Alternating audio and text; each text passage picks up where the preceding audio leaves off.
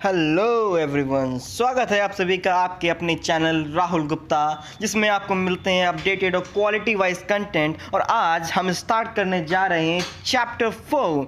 जी हाँ, आपकी डिमांड पर chapter 4 laws related to negotiable instrument आज से इसका आरंभ होने जा रहा है। जी हाँ, आज से क्या होने जा रहा है?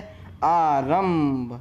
अगर आपकी कृपा रही तो बहुत जल्द इसको भी ख़त्म करेंगे और फिर इसी सीरीज़ में marathon question answers important 2 marks 3 marks 5 marks term second के लिए आपके लिए मैं लाऊंगा। बस साथ बनाए रखिए अपने साथ और इसको कंटिन्यू करिए। अब चैप्टर है हमारा laws related to negotiable instrument. देखिए, बहुत बेसिक से चलेंगे, कैसा क्या होता है, डेफिनेशंस को लेके चलेंगे, कुछ इस हिसाब से देखेंगे कि एग्जाम्स में क्वेश्चन किस टाइप के आएंगे, क्योंकि हर चीज़ एग्जाम में पॉइंट टू पॉइंट नहीं पूछी जाती। एग्जाम्स में जो मेन टॉपिक्स होते हैं वगैरह उसको देख के चल जाएंगे, एग्जाम्स के मैटर्स चलेंगे। तो पहला जो हमारा इसमें हेडिंग है वो है laws related to negotiable instrument. Short में इसको NI लिख देते हैं। क्या लिख देते हैं? NI। तो मतलब ये लॉ है किसके रिलेटेड में है? Negotiable instrument. सर ये नेगोशिएबल इंस्ट्रूमेंट क्या होता है? आप तो पूछेंगे नहीं, हमें बताना पड़ेगा। देखिए, नेगोशिएबल इंस्ट्रूमेंट, इससे पहले थोड़ा एक कहते नहीं भूमिका बनाते हैं, तो वो देखिए। देखो, business transaction, day to day financial economic transaction जो है वो दो तरीके से होते हैं। एक होता है कैश में और एक होता है क्रेडिट में। तो जो ट्रांजैक्शन कैश में हो गया वो तो ख़त्म। अब उसका नाम, आपने एक सामान खरीदा, पैसे दिए, मैंने सामान बेचा और पैसे ले लिए, आपका हमारा संबंध खत्म, ट्रांजैक्शन खत्म, संबंध खत्म। लेकिन अगर यही ट्रांजैक्शन क्रेडिट में होता है तो आप हमारे लिए कहते नहीं माई बाप हैं। कस्टमर हमारा क्या है? डेटर है, गॉड है, क्योंकि इससे पैसा आना है, क्रेडिट में ले गया है। अगर संबंध खराब हो गए तो पैसा नहीं देगा ये। तो क्रेडिट ट्रांजैक्शन के लिए, तो ये जो नेगोशिएबल इंस्ट्रूमेंट होते हैं वो किसके लिए होते हैं? क्रेडिट ट्रांजैक्शंस के लिए। अब देखो, आपकी छोटी सी एक पान की दुकान है, फॉर्चून की दुकान है, किराए कोई उधार में ले गया, आपने एक छोटी सी चौपतिया ऐसी कॉपी बना ली, उसमें लिख दिया फलाने के नाम पर इतना, राम के नाम पर इतना, पप्पू के नाम पर इतना। तो ये तो एक छोटी सी पान की दुकान थी, फॉर्चून की दुकान थी। लेकिन आपकी एक बड़ी फर्म है तो रोज़ आपके 100 के लगभग 150 के लगभग ट्रांजैक्शंस होते हैं, जिसमें बहुत से क्रेडिट भी होते हैं। तो आप ऐसे नहीं लिखते हैं कि इतना इतना, राम का इतना, पप्पू का इतना, झप्पू का इतना, नहीं। इसके लिए क्या है, अब आप जो है जो ट्रांजैक्शन करेंगे आप दिमाग में नहीं रख सकते उस चीज़ को, तो आप उसको जर्नल में भी रिकॉर्ड कर लेते हैं। लेकिन अब मान लो आपने सामान बेचा, किसको?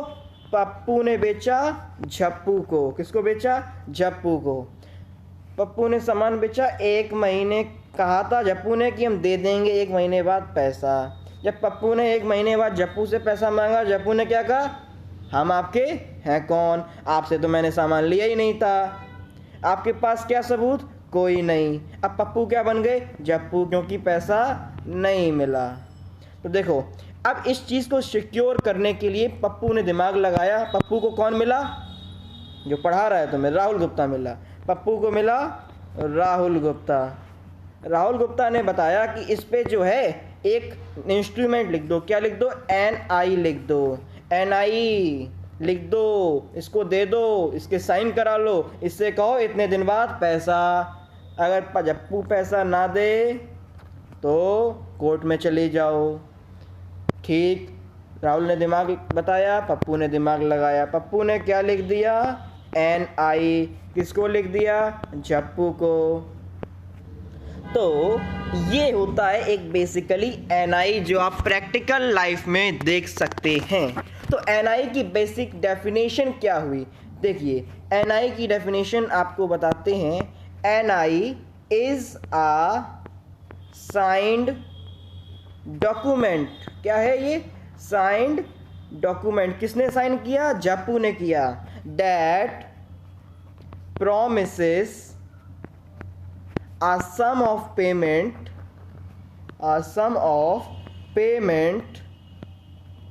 To a specified person. मतलब इसको अपने पप्पू झप्पू की भाषा में देखें तो झप्पू ने डॉक्यूमेंट साइन करके दिया और क्या किया, प्रॉमिस किया एक पेमेंट का। कब? एक झप्पू ने किया किसको? Specified person. वो कौन था? पप्पू। कितने महीने के लिए? वो टाइम के ऊपर है। तो अब ये आपको शायद समझ में आ गया होगा नेगोशिएबल इंस्ट्रूमेंट बेसिकली होता क्या है। तो देखिए, नेगोशिएबल इंस्ट्रूमेंट जो हमें पढ़ने हैं वो बेसिकली अगर देखे जाएं तो 3 तरीके के हैं। कितने तरीके के हैं? 3 तरीके के हैं नेगोशिएबल इंस्ट्रूमेंट। हमारे पास जो 3 है वो है, पहला BOE, दूसरा क्या है? PN, तीसरा क्या है? चेक। BOE अकाउंटेंसी अगर पढ़ी है तो आपको मालूम होगा कि BOE और PN क्या होता है। BOE होता है बिल्स ऑफ एक्सचेंज, PN होता है प्रोमिसरी नोट। चेक ये आपने बिजनेस स्टडीज़ में भी पढ़ा होगा, different type of cheque account में लगती हैं, सेविंग अकाउंट बैंक में लगती है, ओवरड्राफ्ट, करंट अकाउंट, चेक वगैरह से पेमेंट होता है। तो ये सारे आपको पढ़ने हैं, एक एक करके सब पे चलेंगे। तो पहले स्टार्ट करेंगे तीसरे वाले से, यानी कि चेक से। देखो चेक क्या होता है? चेक माने चेक नहीं, ये चेक और इस चेक में बहुत डिफरेंस है। देखिए चेक क्या है? पहली बात, चेक एक क्या है? नेगोशिएबल इंस्ट्रूमेंट है। Negotiable instrument. चेक को हम BOE यानी कि बिल ऑफ एक्सचेंज भी कहते हैं। चेक को हम क्या कहते हैं? BOE। बस 2 एक्सेप्शन है। क्या है? 2 एक्सेप्शन है। सर ये एक्सेप्शन तो हमें केमिस्ट्री की याद दिला रहे हैं, इतना मत जाइए, केमिस्ट्री में हजारों एक्सेप्शन है, आपके में 2 हैं। तो देखिए 2 एक्सेप्शन क्या है? चेक को हम बिल ऑफ एक्सचेंज कह सकते हैं, बस 2 एक्सेप्शन है। पहला है ऑलवेज ड्रॉन ऑन बैंकर, किस पे ड्रॉ किया जाता है? हमेशा बैंकर पे। और दूसरा वाला क्या है? ऑलवेज पेएबल ऑन डिमांड, मतलब जब मैंने पैसा मांगा, चेक लगाई, आपको पैसा देना पड़ेगा। तो ये 2 एक्सेप्शंस हैं चेक के साथ। अब देखो चेक की बेसिक डेफिनेशन क्या है। देखो हम पढ़ रहे हैं कौन सा एक्ट? नेगोशिएबल इंस्ट्रूमेंट, उससे रिलेटेड लॉ पढ़ रहे हैं। तो इससे पहले जान लेते हैं कि जो नेगोशिएबल इंस्ट्रूमेंट हैं वो किस एक्ट के अंडर आते हैं। जो हमारे नेगोशिएबल इंस्ट्रूमेंट एक्ट हैं वो आते हैं NI एक्ट 1881। 1881 एक्ट के थ्रू हमारे जो है नेगोशिएबल इंस्ट्रूमेंट के लॉज वगैरह हैं और इनका ट्रांजैक्शन होता है क्रेडिट के फॉर्म में। तो अब हमारा जो पहला है चेक, इसकी डेफिनेशन है नेगोशिएबल इंस्ट्रूमेंट एक्ट 1881 के अकॉर्डिंग। क्या है? चेक क्या है? चेक एक ऑर्डर है। क्या है? ऑर्डर है। किसने दिया ऑर्डर? अकाउंट होल्डर, मतलब जो उसको चेक को लिखने वाला है, उसका जिसमें अकाउंट है, उसका होल्डर जो है अकाउंट होल्डर, वो लिखता है। क्या करता है? चेक डायरेक्ट करता है किसको? बैंकर को। Direct to banker. क्या डायरेक्ट करता है? To pay. क्या पे करना है? Specified amount. कब करना है? On demand. तो चेक हमारा क्या है? एक ऑर्डर है। कौन देता है ऑर्डर? चेक को लिखने वाला। मान लो आपके पास चेक बुक है PNB की, तो आपका अकाउंट किस में होगा? PNB, पंजाब नेशनल बैंक में होगा। तो चेक क्या है? एक ऑर्डर है। किसके थ्रू है? उस account holder, Punjab national bank में जिसका अकाउंट है, उसका जो होल्डर है उसके थ्रू ऑर्डर है। किसको? पंजाब नेशनल बैंक को। क्या? टू पे करने का। क्या पे करने का? स्पेसिफाइड सम। कब? On demand. किसको पे करने का? जिस पर्सन का नाम लिखा है चेक पे या फिर जिसके हाथों में चेक है। तो ये हो जाती है चेक। बेसिक अगर आपको बताएं सिंपल से, चेक इज एन ऑर्डर। एक ऑर्डर है। किसके थ्रू? अकाउंट होल्डर के थ्रू। किसको? बैंक को। क्या करती है? डायरेक्ट करती है। क्या? पे करने के लिए। कब? डिमांड पे। क्या अमाउंट, स्पेसिफाइड पर्टिकुलर अमाउंट, किसको, उस पर्सन को जिसका नाम लिखा है चेक पे, या फिर जो भी होल्डर है यानी कि जो भी बियरर है, और पर्सन नेम्ड देयर इन। तो इनको आप चेक दे सकते हैं। एक्सेप्शन इसमें क्या दो हो गए, चेक को बिल ऑफ एक्सचेंज कह सकते हैं, बस दो एक्सेप्शन क्या है, पहला है कि ये ड्रॉ किया जाता है किसके ऊपर, हमेशा बैंकर पे, और दूसरा payable on demand, always drawn on banker, पहला एक्सेप्शन इसको बिल ऑफ एक्सचेंज कैटेगरी में लाने के लिए। दूसरा ऑलवेज पेएबल ऑन डिमांड। तो ये आपका क्या है, बेसिक सा चेक का मतलब है। अब देखते हैं चेक में कितनी पार्टीज आती हैं, एक चेक का ट्रांजैक्शन करने के लिए कितने लोगों की ज़रूरत होती है। देखो चेक का काम करने के लिए जो बेसिकली ज़रूरत होती है वो होती है 3 लोगों की। किसकी होती है, 3 लोगों की। कहने को अगर चाहें तो 2 लोगों में भी काम हो सकता है। मिनिमम रिक्वायरमेंट कितनी है चेक में पार्टीज की, 2, और मैक्सिमम तो आप जितनी भी एंडोर्स करते हैं उस हिसाब से, तो मिनिमम कितनी चाहिए होती हैं, 2। तो अब हम थोड़ा समझते हैं चेक में पार्टीज कौन कौन सी आती हैं। देखिए चेक में जो पहली पार्टी आती है वो है ड्रावर। ड्रावर बोले तो ड्राइंग करने वाला। कौन सी ड्राइंग, चित्रकला, ठीक, मतलब जिसने बिल को जिसने चेक को ड्रॉ किया। अकाउंट होल्डर कौन है, ये अकाउंट होल्डर जिसने चेक को लिखा, वो क्या हो जाता है, ड्रावर। अब आ जाती है दूसरी पार्टी, वो है क्या, ड्रावी। ड्रावी यानी कि जिसको चेक लिखा। ड्रावर जो है यानी कि अकाउंट होल्डर है, किसके ऊपर चेक लिखता है, बैंक के ऊपर, वो बैंक को लिखता है। तो ड्रावी कौन हो गई, बैंक। तो अब तीसरी पार्टी एक और आती है, वो है क्या, पेई। पेई मतलब जिसको पैसा मिलेगा, यानी कि कह सकते हैं आप receiver of payment. Receiver of payment. तो हमें मिनिमम कितनी पार्टी चाहिए, 2, यानी कि हमारा काम ड्रावर और ड्रावी से चल जाएगा। ड्रावर यानी कि अकाउंट होल्डर, ड्रावी यानी कि बैंक। अब ड्रावर ने चेक लिखी, यानी कि अकाउंट होल्डर ने चेक लिखी बैंक के ऊपर, कहा इतना अमाउंट पे कर दो। तो अब 2 पार्टी में कैसे काम बन जाएगा, पेमेंट किसको करना है। तो अगर ये चेक जो है सेल्फ चेक होती, कैसी, सेल्फ चेक, यानी कि ये चेक आपने खुद को पेमेंट चाहिए है आपको बैंक से, इसलिए आपने चेक लिखी है। तो इस चेक में ड्रावर किसको चेक लिखेगा, बैंक को लिखेगा। अब ये ड्रावी जो है बैंक किसको पेमेंट करेगी, ड्रावर को। अब हमारा ड्रावर इस कंडीशन में क्या हो जाएगा, पेई। पेई मतलब जिसको पैसा मिलेगा। तो ऐसे हम 2 पार्टी से चेक का ट्रांजैक्शन कर सकते हैं। तो मिनिमम कितनी पार्टी चाहिए हमें, 2 पार्टीज। तो ये हमारे कुछ बेसिक से टर्म थे। अब इसी में 2 टर्म और आते हैं, वो है एंडोर्सर और एंडोर्सी। एंडोर्सर मतलब चेक को ट्रांसफर करने वाला, चेक को ट्रांसफर करने वाला। और ये कौन है, एंडोर्सी, जिसको ट्रांसफर किया गया है, to whom cheque is transfer. Transfer या फिर एंडोर्स बोल सकते हैं। एंडोर्सर मतलब जो चेक को ट्रांसफर कर देगा, मतलब आपको पेमेंट मिलना था, मान लो पप्पू को पेमेंट मिलना था, तो पप्पू ने क्या किया, पप्पू के पीछे एक और लगा था जिससे पप्पू ने उधार लिया था, उसका नाम क्या था, याद करो, झप्पू।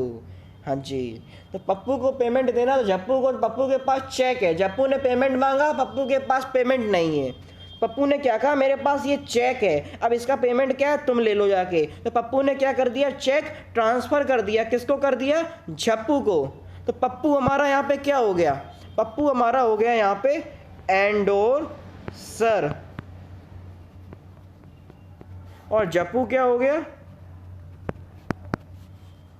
एंडोर्सी। पप्पू जप्पू याद रखना, लेकिन ये मत भूलना कि इनको ये ज्ञान दिया किसको, किसने, पप्पू को ज्ञान किसने दिया था नेगोशिएबल का? अरे अम्मी ने दिया था ना, ये ध्यान रखना। ये नहीं, ये भूल गए तो चैनल कहाँ से ढूंढोगे? तो ये था बेसिक्स। अब देखो हमारे यहाँ जो चेक है वो बेसिकली 3 महीने के लिए लिखी जाती। चेक की वैलिडिटी कितनी होती है? 3 मंथ। इसके बाद चेक क्या हो जाती है? इनवैलिड हो जाती है। ये हो गया। और चेक हमेशा किसको लिखी जाती है? किसके ऊपर ड्रॉ किया जाता है? बैंक के ऊपर ड्रॉ किया जाता है। तो ये इसमें कुछ बेसिक पॉइंट थे। अब इसके बाद आ जाते हैं चेक के टाइप्स। चेक कितने टाइप की होती हैं? Types of cheque. तो इसमें पहला टाइप जो आ जाता है वो हो जाता है ओपन चेक, मतलब खुली हुई चेक कह सकते हैं। ओपन चेक का मतलब है कि इसमें जो चाहे हाथ मार सकता है, कोई सिक्योरिटी नहीं है। जी हाँ, ओपन मतलब खुली हुई है, इन सेंस सिक्योरिटी नहीं है। तो ओपन चेक मतलब वो चेक, ये चेक है, ये एक ओपन चेक तब होगी जब इसमें क्रॉसिंग नहीं होगी। क्रॉसिंग अभी आगे आएगी, क्रॉस चेक उसमें और समझ में आ जाएगा। मतलब इसको क्रॉस नहीं किया है। ऊपर से इस चेक की खासियत क्या होती है ओपन चेक की? देखो ओपन चेक का मतलब 1, पहला क्या खासियत है इसकी? Not crossed. दूसरा, इसको हम कैश करा सकते हैं कैश काउंटर पे। Cash in cash at cash counter. और अगर हम इसको किसी को ट्रांसफ़र करना चाहें तो इसकी हम चेक की कहाँ पर? बैक साइड में साइन मार देंगे। कैसे? राहुल गुप्ता, ये साइन मार देंगे और किसी को भी हम इसको ट्रांसफ़र कर सकते हैं। तो बेसिक हमने क्या देखा ओपन चेक का? पहला कि ये नॉट क्रॉस होती है। दूसरा, कैश काउंटर पे पेमेंट मिल जाता है। तीसरा, transferred by signing back on cheque. इसको हम ट्रांसफ़र कर सकते हैं उसके पीछे साइन कर। अब इसके बाद जो हमारा नेक्स्ट आता है वो आ जाता है कौन सा चेक? Cross cheque. कैसा चेक? क्रॉस।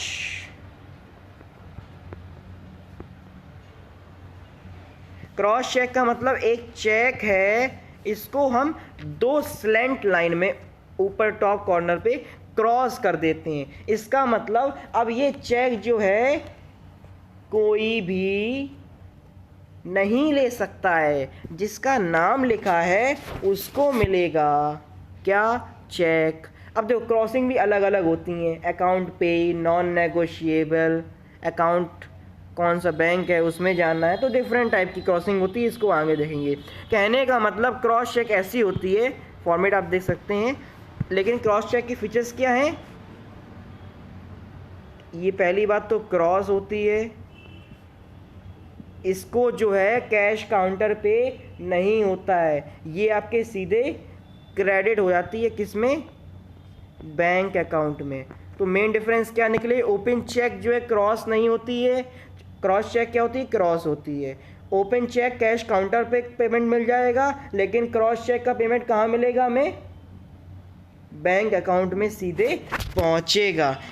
और इसमें डिफरेंट टाइप की क्रॉसिंग भी हो जाती हैं, जैसे कि अकाउंट पेई क्रॉसिंग, नॉन नेगोशिएबल क्रॉसिंग। तो ये आपकी बेसिक क्रॉसिंग चेक हो जाती है। तो आज हमने पढ़ा बेसिक मतलब क्या होता है नेगोशिएबल इंस्ट्रूमेंट का, कैसे इसको ज़रूरत क्या पड़ती है, कहाँ यूज़ होता है। फिर हमने पढ़ा चेक के बारे में, चेक क्या होता है, उसमें एक्सेप्शंस क्या होते हैं। उसके बाद चेक में कौन कौन सी पार्टीज़ होती हैं। उसके बाद टाइप्स ऑफ चेक में हमने पहला पढ़ा ओपन चेक और क्रॉस चेक। अगर समझ में आया तो अंगूठा छाप वाला अंगूठा दबा देना, ताकि मुझको भी मालूम हो जाए कि पढ़ रहे हो कुछ। और थोड़ा बहुत ना आया करे तो लिख दिया करो कि ये चीज़ ना आई, ताकि मुझको मालूम तो हो जाए कि तुम पढ़ रहे हो। सो आई होप आपको समझ में आया होगा। That's all for today. Thank you for watching.